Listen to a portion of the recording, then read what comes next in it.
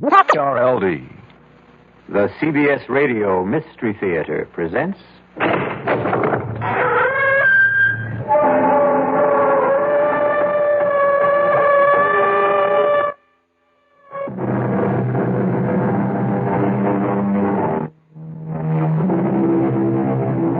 Come in.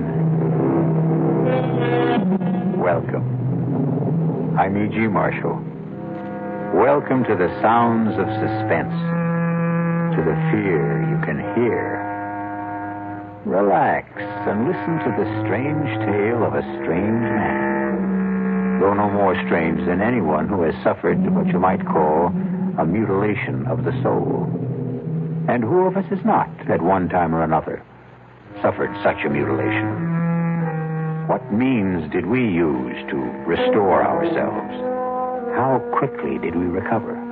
How well did we heal? The answers vary even as we vary. One man's answers are revealed, we trust, in the story which follows. I'm cold. So am I. It's the darkness I mind the most. Not to be able to see you. Oh, touch me. That would help. Oh, my God, where are you? Right here. Right here. I can't find you. Keep talking. Keep talking. I'm here. I can't. Oh, here you are. Oh, darling, don't let go. Never. Oh, never.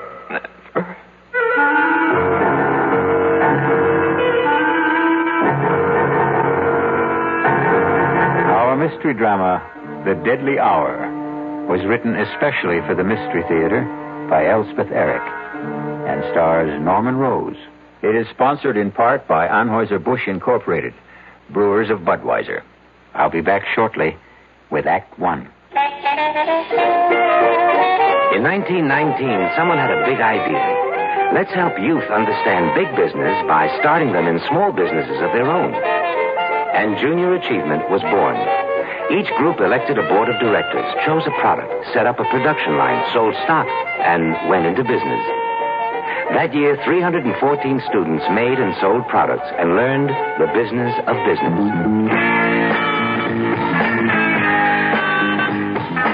Today, Junior Achievement has grown to nearly 200,000 members. Junior Achievers are designing and marketing their own products and services, from cutting boards to printing. They're organizing sales efforts, writing marketing plans, calculating profit and loss. Running these small businesses helps Junior Achievers understand how big business works. Support Junior Achievement, where youth learns the business of business. Call your local Junior Achievement office. Hello. Hello, Mrs. Ken Driggs of Salt Lake City, Utah? Yes? Mrs. Driggs, my name is Ted Brown, and I'm calling for Campbell's Soup. And we're calling ladies in the Salt Lake City area asking if they'd like to sing the Campbell's Soup jingle. Come on, you're kidding. No, honest, I'm not. And if you sing the Campbell's Soup jingle for me, why, I'd love to send you a case of Campbell's tomato soup. All right, but if I sing it and you don't send it, I'll be awfully disappointed. Well, you just sing it and you see. Okay, goes, good, good. That's what Campbell's soups are, good. That was just marvelous, really. And we're going to send you a case of Campbell's tomato soup. You're kidding. I'm not kidding. How cold does it get in Salt Lake City, by the way? Below zero sometimes. But if you like skiing, you don't mind. Uh-huh. When it does get cold, good hot Campbell's soup warms you up. Yeah, that's right. Now, you enjoy yourself, you hear? All right. Bye-bye. Bye. The preceding recorded message was selected from random phone calls.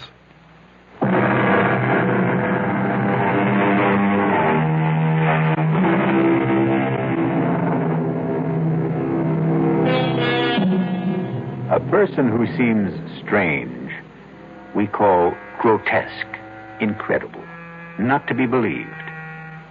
We make a feeble effort to deny that he could exist. But he does exist. There he is before our eyes in all his strangeness.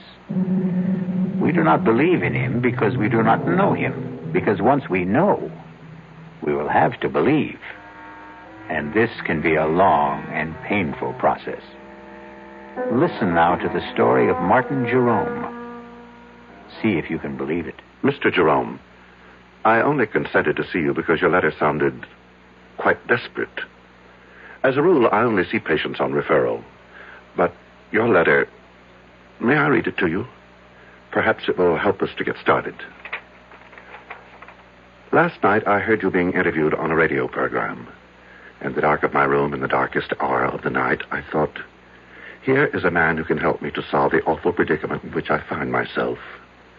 I enclose a stamped, addressed envelope for your reply, since I have no phone. I am counting on you. Sincerely, Martin C. Jerome. Well, Mr. Jerome, the hour is passing, and I don't want you to waste your money. Take your time. Take your time if you have difficulty in talking. I'll wait. Doctor. Did you say something, Mr. Jerome? Doctor, you... Yes? You are the first person I have spoken to in 25 years. You said 25 years? Yes. I begin to understand your silence. Can you tell me what drove you into this silence? I married a woman. Yes? The most desirable woman in the world. My Helen. My adored one. I never thought that an insignificant man like myself could even aspire to possess such a woman. And the day she said those words to me, I could scarcely believe my ears. You're a dear, Martin, and I'd love to marry you. Helen, I can't think why you'd want a man like me. Because you're sweet. Let's get married right away. What about next week? The world changed completely for me. Everything became important, immediate. The sun shone just to keep me warm, and the breeze blew to make me cool. Me, Martin Jerome, me. I had been so blessed. Yes? It was a beautiful wedding. Helen had a great deal of money, and I was fairly well off. Many people came to the church, and even more to the reception. People of prominence. I knew them all. All but one. He was tall. Unusually tall. As I am unusually short. He was handsome, as I am not. He was charming, self-assured, very much at his ease. All of which I have never been. You couldn't help noticing him.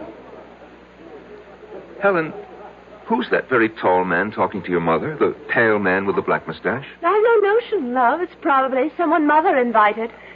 Good looking, isn't he? Sort of. Come on. It's time to cut the cake. We sailed for Europe. My head was swimming with visions of the life I had embarked on. The good life, the beautiful life. One night on the ship, we were at dinner. Helen, look over there. To your right, against the wall, sitting by himself. Isn't that the man who was at our wedding?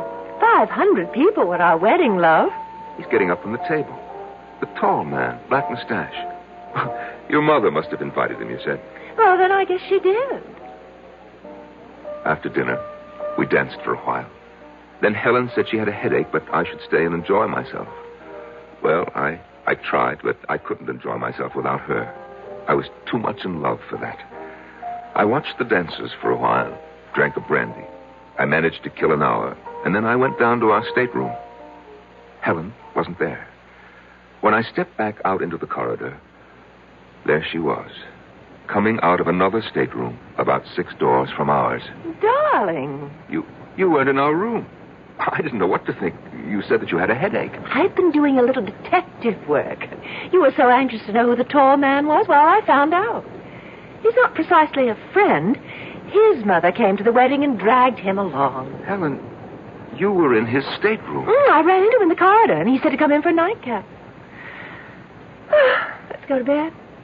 Our stateroom is much nicer than his, by the way. We went to Paris. And then because she loved to ski, we went to St. Moritz. She was very good on skis. Effortless as a bird flying. I watched and never got tired of watching.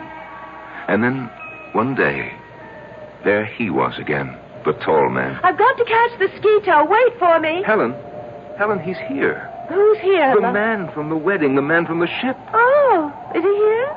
Oh, so he is. Well, I'm off. Wait for me. After San Moritz, we came back to the city and moved into an apartment. I went to work. We made friends. Helen grew lovelier every day, and she was her loveliest the day she told me that we would have a child. Tell me about that. Well, Helen was very, very light-hearted, very casual about the prospect, but I... Yes? How did you feel? Well, it's hard to tell you, Doctor. Oh, I know every man is what, excited, happy, I don't know, but I felt bowed down, Doctor, actually crushed by my own good fortune. That a man like myself, so petty, so pitiable, should be given a child by a woman like Helen. Have you always thought of yourself as petty and pitiable? I have. Why? Because I am. Go on, please. I could scarcely concentrate on my work once I'd heard the good news. Helen was on my mind all the time. And one day, I suddenly couldn't bear being in the office, couldn't bear being anywhere except where she was. And I rushed home. I suppose you know what I found. I think you'd best tell me. I hurried to the bedroom, looking for her. I burst through the door, and in the bed, our bed, there he was. The man from the wedding. From the wedding, from the ship, from the ski tow. He looked at me, standing in the doorway. He said not a word, but his red lips smiled. And then the bathroom door opened, and Helen took a step into the room. Helen, all scrubbed and fragrant. She was wearing something pink. I think it was made of lace. And she smiled too. While I stood in the doorway, she smiled. And then she said, "Well, love, now you know." And the world rocked, and I felt as though I had died, but I hadn't. I was still standing there. Doctor, I've never told what I just told you to anyone before. Not to anyone? It wasn't simply grief that I felt. It was my pride that had been destroyed. My marriage to Helen had built up a sort of pride. I thought, if she loves me, then I must be something. Oh, it is not a good thing, Doctor, to build your pride on what other people think of you. Or seem to think. No, it isn't. So I cleared out.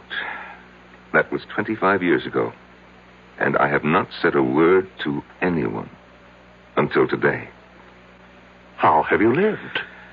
Well, I had a business, import and export. I kept the business, but I dismissed my staff. I had the phone removed and made arrangements to conduct my affairs by mail.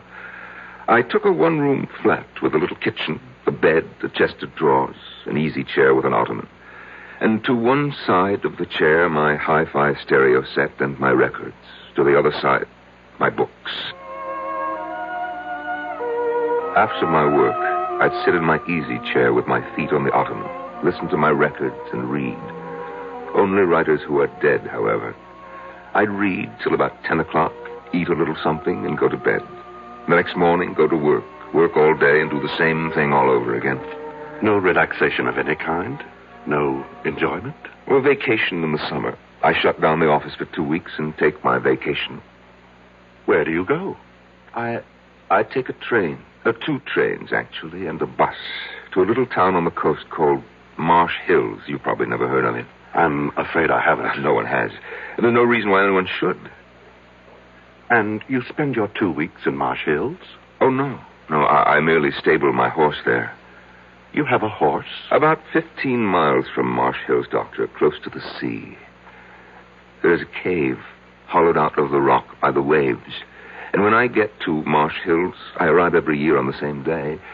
They have my horse ready for me, and I ride the 15 miles to the cave, and there I spend my vacation. In a cave? For 2 weeks? Well, I walk. I canter my horse on the beach. I gather what edible herbs there are growing in the rocks. I boil them. They're very tasty, really. And at the end of 2 weeks, I return my horse to the stable and take my bus and the 2 trains back to the city. And you've lived this way For 25 years. Oh, yes. But, Doctor, last summer something happened. I arrived in Marsh Hills as always. My horse was waiting for me, as always. And we started off at a walk for the cave by the sea. There is always a certain excitement when I begin to smell the sea. And I know that soon I shall be out of sight and sound of any human being. There will be only the sea, the sun, the wind, and my cave. It is the most thrilling moment of the year for me. I suppose it's the only one. Soon I will have my solitude. At last, I'm on the sand. My horse feels the excitement as I do. I feel him extend himself. And as we round the last bend in the shoreline, I see it. I see it, my cave, my refuge. But last summer, yes, I pulled my horse up at the entrance to the cave. I sat listening to the rhythms of the ocean. And then, all at once, I heard a sound. A sound that I'd never heard before in that deserted spot. And the sound, Doctor, was coming from inside my cave. Never had I felt such anger. I was faint with hatred. I dismounted and I crept to the side of the cave where I knew it sloped to the ground. Quietly climbed the roof. I found a tiny chink in the stone, no more than 1/8 of an inch wide. And I put my ear to it. Beneath me I heard laughter. Laughter and tender words and all the sticky, silly sounds that lovers make. Are you my girl? Oh, so much your girl. How much? This much. I can't hardly see how much is this much. It's too dark in this place. Then come here. Oh, darling, darling love. They were kissing. They were using my sacred sanctuary for lovemaking. I almost fell from the roof of the cave. I struggled to stay where I was, and my feet dislodged a shower of stones. What was that? Sounds like a rock slide. Yes, some rocks in front of the entrance. Lots of them. Hey, maybe we better move them. Oh, we can still get out. Let's stay a little longer. I love this place. All right. I climbed down. My brain was on fire. My whole body was on fire. I had never felt such hatred as I felt then. Not since... Well, Doctor, you know when, I've told you. I took hold of a big boulder. Yes, these skinny arms went round it. This puny body pushed and shoved till it stood against the mouth of the cave, was tight against the mouth of the cave. I heard the voices of the lovers, fainter now from inside. George, it's really dark. Darker than before. Aaron, there's no light at all. I had sealed them in.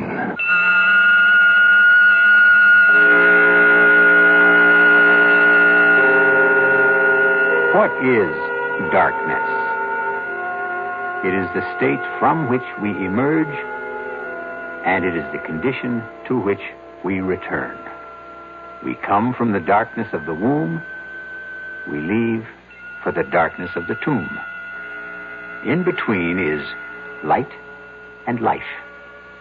I'll be back shortly with Act 2.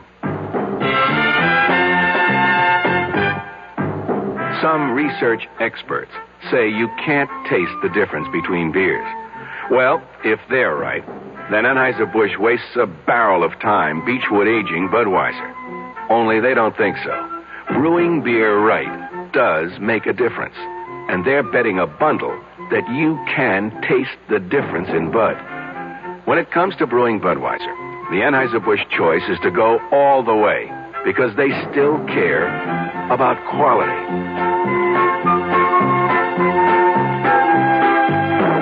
Look at it this way. If the Bud people have a choice between what some experts say and what beer drinkers say, well, you'd better believe they'll go with you beer drinkers every time. When you say Budweiser, you said it all. Anheuser-Busch, St. Louis. I love you. I love you. Love you. Love you. Love you. Love you. Love you. That's why Hallmark makes over 1,000 different kinds of Valentines to get everybody's message across on Valentine's Day. I love you. Let Hallmark say you care enough to send the very best on Valentine's Day, Thursday, February 14th. That's Thursday the 14th.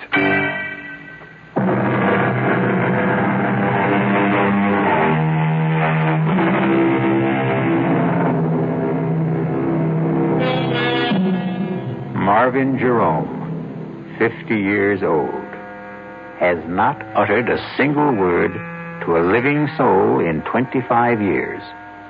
But now, in the office of an attentive psychiatrist, it seems the dear man can't stop talking. After I had pushed and shoved the big rock into the entrance to the cave, Doctor, I stood for a few seconds, panting from the exertion and oppressed by the silence. There was only the sound of the wind and the water. I thought of the lovers locked inside. What were they doing? What were they saying? I felt that I must hear their voices again, as though their words, which had driven me near to madness, were essential now to keep me sane. I scrambled back to the roof of the cave and put my ear once again to the narrow crack through which I could hear them. George, there was a little light before, now there's none. More rocks must have fallen. I didn't hear them. I heard something that didn't sound like rocks falling. Come on, we've got to clear the entrance. Come where? I don't know where the entrance is anymore. It's so dark. Well, take my hand. I think I know which direction. I can't even see your hand. Don't you have a match? I may have, boy. Yeah, I have a few. Well, light one. I will. Oh, went out. Now, don't panic. Don't panic. Light another. We've got to get out of here. Just don't panic. All right, now, careful. Be careful. I am being careful. Oh, darling. Huh? Now, I found the one that went out. It was right by my foot. Let me light it from yours. Yeah, good girl. All right, George. There's the entrance. Don't let your match go out. Don't you let yours. Hey, look, see? Just a whole bunch of stones. Come on, let's start clearing them away. Oh, both matches went out. That's all right. Now, we know where we are. We're right by the entrance. Come on, let's get started. George. What, darling? We'll get out, won't we? Of course we'll get out. Now, keep working. Don't stop. At my listening post atop the cave, I heard them, so kindly toward each other, so reassuring, so united in their purpose. I pressed my ear closer to the crack in the cave's roof. I was frantic to hear every word. George, it isn't getting any lighter. Shouldn't it start to get lighter? Yes, it should. Oh, why doesn't it? How should I know why? I'm sorry, darling. Oh, that's all right. Marion. What, darling? We've cleared all the stones away. But there's no light. No. None. Why not? Why isn't there? Because there's something huge. A big boulder, I think, up against the entrance. Oh, move it. I will. It's heavy. It must be huge. Well, how did it get there? It fell from someplace, Lord knows where. Can't you move it? I'm trying. Let me help. Put your shoulder up against it. That's what I'm doing. Can't you see? No, I can't see. Do you think I could? Can you see? I'm sorry. Forgive me. All right, let's try together now. 1, 2, 3. Shove! I don't think we moved it at all. No, not a centimeter. Darling, you know what the trouble is? We're tired, that's all. Clearing away all the stones just took our strength. I haven't had anything to eat since this morning. We need to rest for a little while. Then we'll be able to move it. Oh, you're probably right. So let's lie down right here by the entrance so we know where we are. First, I want to light a match. Why do you want to do that? I want to look at your face. Oh. Light. This is the face I love. This is the face I love. It's dark again. No matter. When we wake up, we'll find our way into the light. Sleep now, my darling. The thought of them, lying there. No, the vision of them, for I could see them. The image was so strong. The two of them pressed close, their arms entwined, their hands clasped. The two young bodies fitted so tightly together against the dark and the cold. The nameless memory crowded in on me, and I knew what it was I remembered and would not name. And it was love. Love. It was love that I remembered. I'm sorry, Doctor. For what? For crying like this. If there is anything to be sorry for, it's that it took you so long to cry. All I really know is that when that word came into my head... What word? The word love. I shrank from it as though it was tainted, poison. Yes. And then? Then, Doctor, I climbed down, I got on my horse and rode back to Marsh Hills. I took the bus and the 2 trains back to the city. You what? I opened up my office. I took the dust covers off the furniture in my flat, and I resumed my old routine. Didn't you ever think of them? I'd shut them out of my mind, just as I'd shut them in the cave. You didn't worry about them or anything? Well, they had each other. Mr. Jerome, I have to tell you, I can't help being shocked. Forgive me. Go on. Well, after a while, the old feeling of loneliness came back. You see, I missed them.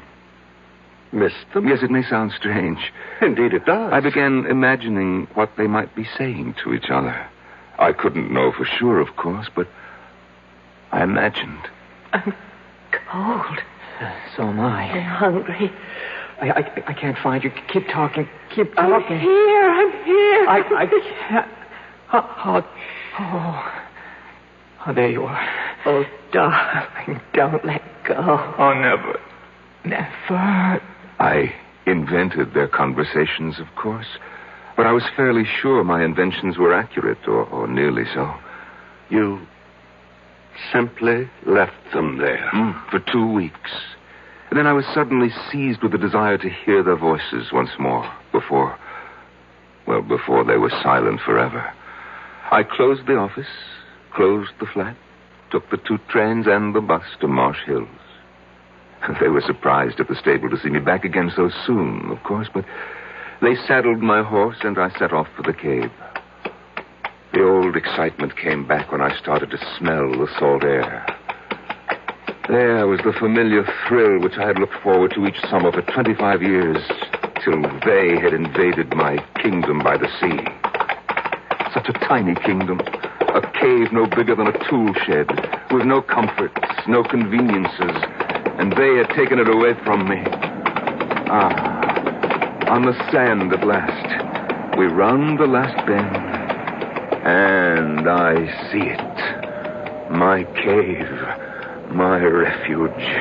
And even from a distance, I can see that the big boulder still stands wedged into the entrance. What did you do then, Mr. Jerome? I dismounted. I climbed to the roof of the cave. After all, I had made the long and rather arduous trip to hear their voices once more, if I could. I crouched down. I put my ear to the narrow crack. And were they still alive? Oh, yes. Yes. Weak, of course, but alive. Oh, yes, they were still alive. Are you all right, George? Yes. Are you? I'm all right. If we only had something to eat. Anything. Don't think about it. You think there's any use trying to move that big rock again? No. I guess you're right. Well, we've got about a third of the energy we had to start with. We gotta save whatever we've got. Save it for what, George? I don't know. I know. For when somebody finds us, it's possible, isn't it? For somebody to find us? Of course. Oh, George, I'm thirsty. Can you find the place where that trickle of water runs down the side? I think so. Feel along the cave wall to your right. It's so black in here. You should be there by now. Light the match. No, it's the only one we have. George, wasn't there sort of a ridge, an indentation where the water trickled down in some moss? That's right. Well, I think I found it. Oh, good. There's no water. There must be. There isn't. Then you're in the wrong place. Then you find it. You're so smart. I know exactly where. It's about here. I remember this. It ought to be right here. Yes, it ought to be, but it isn't. It ought to be, but it isn't. Marion, shh. There's no food. Now there's no water. What will become of us? Doctor, I wanted to call to them. I wanted to say, wait for rain. Because as soon as a good rain came, the water would start to trickle down the cave wall again. But I couldn't speak. I don't know why I couldn't. Do you? I have some notion, yes. Why couldn't I? I'd rather you told me the rest of the story first. All right, Doctor, if you say so. Well, they must have gone to sleep after that. I think they probably slept a lot. I know that I didn't hear anything more after that until much later. I wonder what day it is. Well, it was Saturday when we came down here, wasn't it? Yes. Well, it must be, I don't know. We've been here a week, I think. More than that. Much more? About a week and a half. Oh. You think it's Wednesday? Or... I think so. If it's Wednesday, then we've been here 11 days. Something like that. What difference does it make? I'd just like to know, that's all. Oh, don't be angry, darling. Doctor, I had the craziest impulse to whisper to them, it's Tuesday. I almost laughed. Why do these ludicrous ideas come into our heads at the weirdest moments of our lives? Perhaps it wasn't as ludicrous as you thought. Well, of course it was. I was there to watch these people die. Listen to them die is more like it. And I still wanted to tell them what day of the week it was. If that's not ludicrous, I don't know what is. Tell me, what happened next? Well, I went to sleep on the roof of the cave. After the sun came up in the morning, I got a sandwich out of my saddlebag and a flask of brandy and sat on the sand for a while, watching the ocean. And then I went back to my listening post. George. Yes? I'm going to try walking around a little. Oh, Lord. This darkness is driving me mad. No, it's not. No, it's not. Let me have a match. No. Oh, give it to me. I won't. What was that? I heard something. I stumbled over something. Well, look for it. Fish That's around. what I'm doing. Got it. Well, what is it? Feels like a little sort of a pan. Pan? Well, about 5 inches wide. What? Enamel, I think. Feels like enamel.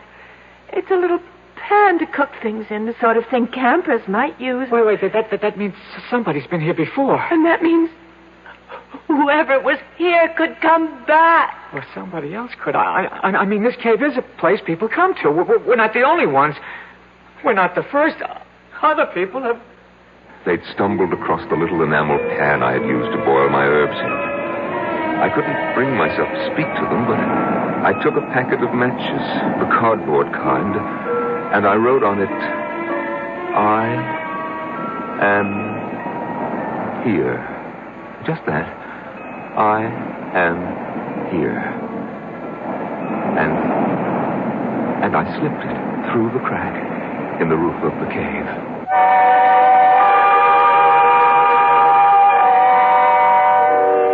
Three little words.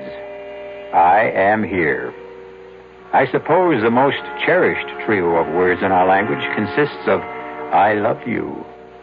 But surely there are times of trouble when I am here is even more welcome. I'll be back shortly with Act 3. And now another tale of the ball and chain.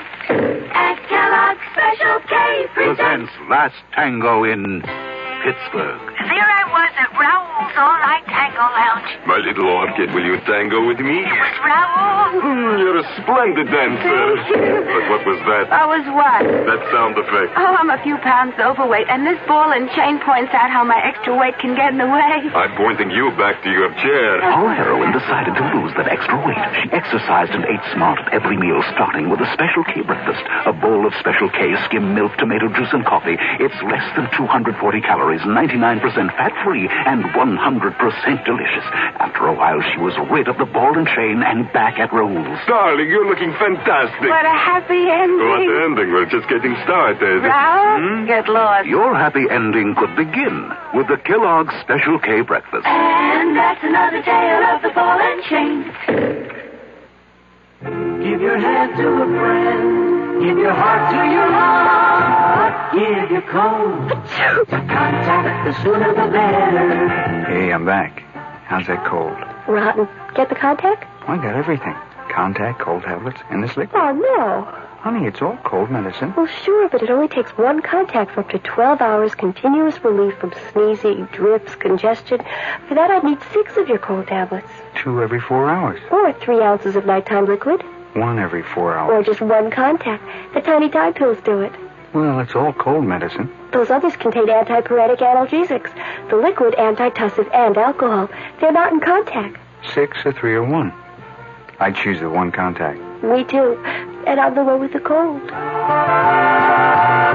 your cold contact. The sooner the better. 6 or 3 or 1. When you catch a cold, take contact. Only as directed.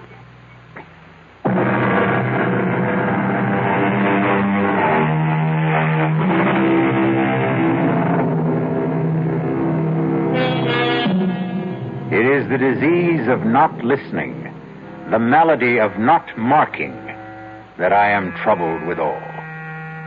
So said Henry IV, according to William Shakespeare. But the disease that troubles Martin Jerome is listening too closely, and his malady is marking too well. I pushed the packet of matches with its absurd message down through the crack in the cave with a little stick. I heard it drop. I knew it had reached them even before I heard Marion speak. George. Huh? Something just dropped onto my shoulder. George, light the match. Marion, it's our last match. I don't care, light it. I have to know what fell on my shoulder. I don't like to use George, up our last... please, if you don't... All right. All right. Take it easy. Do you see anything? It hit my shoulder, and then it... Here it is. George! Well, it's matches. It's a whole fold of matches. You're kidding. I'm not. There's something written on it here, George. Wait a minute. It says, I am here. Who? Who's here? I don't know. Oh, my God, that's the end of the match. I held it till I burned my fingers. I'm sorry, I couldn't. It's all right. What? We have matches now. Can you see? It isn't signed at all. It just says, I am here. That's all. But who's here? Doesn't matter, does it? Somebody's here. That's what counts. Why doesn't he say something? Call out to us or something. Tell us that everything will be all right. Maybe he's gone for help. Oh, yes, that must be it. Yes, that is it. It's all right now. It's all right as long as somebody's here. I couldn't stand their joy over my simple-minded message. They seemed like silly children, as silly as I felt myself. For I hadn't the faintest notion what I was going to do once I had made this strange contact with them. I climbed down and sat on the beach staring at the water until I fell asleep. I must have slept the rest of that day and all night because it was the sun coming up behind the horizon that woke me. I went back to the cave, climbed to the roof, and put my ear to the crack. George, I can't stand it. Where is he? How should I know? Stop asking me. He wouldn't give us a message like that. He wouldn't write, I am here on a package of matches and then just go away, would he? How do I know? You keep asking me as though I had an answer. Oh, I'm not hungry anymore. I haven't been hungry for a long time. I just feel terribly weak. Damn it, I know. Now, will you shut up? Just shut up. We'll die here, George. Be quiet. No water. No food. We'll die here. I said shut up. Whoever wrote that note must have been a madman. Wherever he was, he's gone away. Yes. And we'll die in this cave. I don't intend to die in this cave. Oh. And just what do you think you'll do about it? Something. Nothing you can do. I'm just not going to die. Yes. Not yet. Yes, you are. Make up your mind to it. What are you doing now? I'm going to light a match.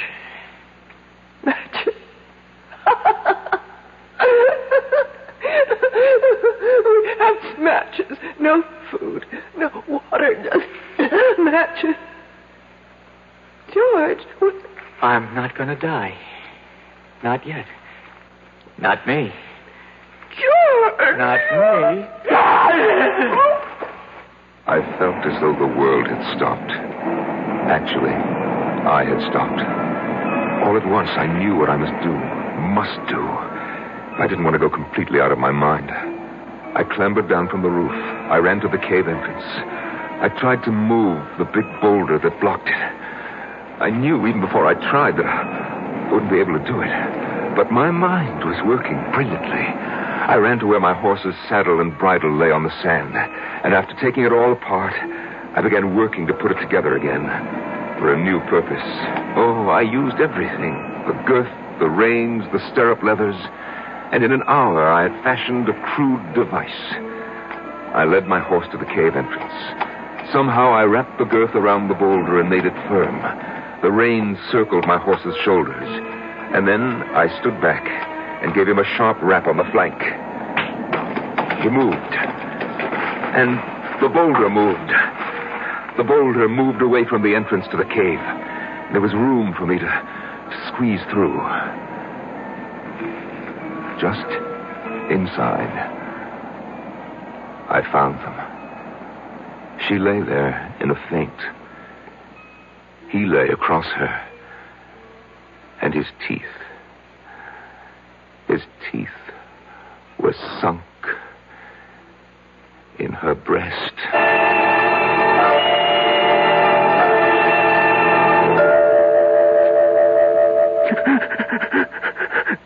Mr. Jerome, would you like to wait till another time to tell me? No. I must tell it to you now. I carried their bodies out, and I put them on the back of my horse. I threw a halter over his head and led him the 15 miles to Marsh Hills. It took all day because I stopped every hour to be sure that they were both breathing. There's a doctor in Marsh Hills, and I left them on his doorstep. I rang his bell and fled. The next day, I waited outside the doctor's house until I saw an ambulance drive up and take the young couple away. They were able to walk, so I knew they were all right, or soon would be. I I went back to the city, but not before I had memorized the name of the hospital, which was printed on the ambulance. And from the city, I wrote to the hospital. I pretended to be a concerned relative. They answered me. They said that the girl, Marion, had already been discharged, but that they were keeping the young man for a few days more. They would let me know when he could go home. And they did let me know. I remember it was on a Sunday. And as he walked out of the hospital, I was waiting for him. He didn't seem at all surprised to see me. I took his hand. He came with me quietly. We boarded the bus. We took the 2 trains, no trouble at all. And when we got to the city, we went to my flat. He undressed, bathed, and got into my bed. And he went to sleep. That was, 6 months ago, Doctor. And he's been there with me ever since. He's all right? Oh, he's very well. I sleep on the floor now. He sleeps in the bed. I cook his breakfast, come home from the office and cook his lunch. And, of course, I make dinner for us both at night. And, we listen to music. I read a book, but he just listens to the music. Oh, yes, he's in good health. Mr. Jerome, the hour is up. You want me to leave? Not quite yet. You've told me an amazing story. As amazing a story as I've ever heard. But tell me, just what is it you expect of me? What do you want me to do for you? Huh? Oh, why, nothing, Doctor. Nothing? Nothing at all? I don't want help for myself, Doctor. I want help for the young man. You see, in the 6 months he's been staying with me, he hasn't uttered a word. Not one word. Go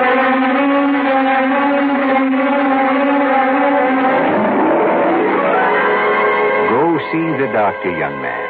Yes, George, he can help you to unburden yourself. He will make the words pour out in full confession, and you'll feel the better for it. Why, look what he has just done for Martin Jerome. As the deadly hour passed. I'll be back shortly. Young I may be, but still I'm a man. Just turned 18, and I'll do what I can to find me a place where I can be me. Get ready for life and be free as the sea. Where do I go from here? Oh, where do I go from here? I finished school, but what lies ahead? Don't want to get trapped, want to feel free instead. All over the world, there's so much to do. The call of the sea, don't you hear it too? Where do I go from here? Oh, where do I go from here? What about the new Navy? You'll get your chance at success, learn an exciting job, and see the world. Call toll-free 800-841-8000. That's 800-841-8000. Or see your Navy recruiter. Be someone special in the new Navy. I know where I'm going from here.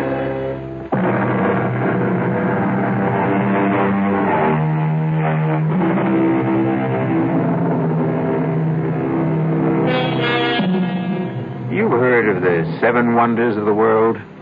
The Grand Canyon, the Taj Mahal, Niagara Falls, and I forget the other 4. No matter. Because they are simple things compared to the human mind in all its deviousness, all its twists and drifts. Why, I could sit in wonder at the human mind for the rest of my life. Our cast included Norman Rose, Marion Seldes, John Barragray, and Jack Grimes. The entire production was under the direction of Himan Brown. And now, a preview of our next tale. That's impossible. Why is it impossible? It's all right for the simple-minded hicks up here to swallow that superstitious nonsense, but me, I'm a doctor. There has to be a reasonable, logical, rational explanation for what happened to George Morrissey. Oh, there is. He offended the spirit of the mountain. Oh, you consider that reasonable, logical, rational? Would you feel better if I said there's something up in that mountain, a virus, a bacillus, a fungus, which somehow causes immediate aging? It would be a more rational explanation. You mean more acceptable? I want to know what you believe. I believe the evidence. If you go up there, you can die. Radio Mystery Theater was sponsored in part by the Kellogg Company, makers of Kellogg's Special K cereal. This is E.G. Marshall inviting you to return to our Mystery Theater for another adventure in the macabre.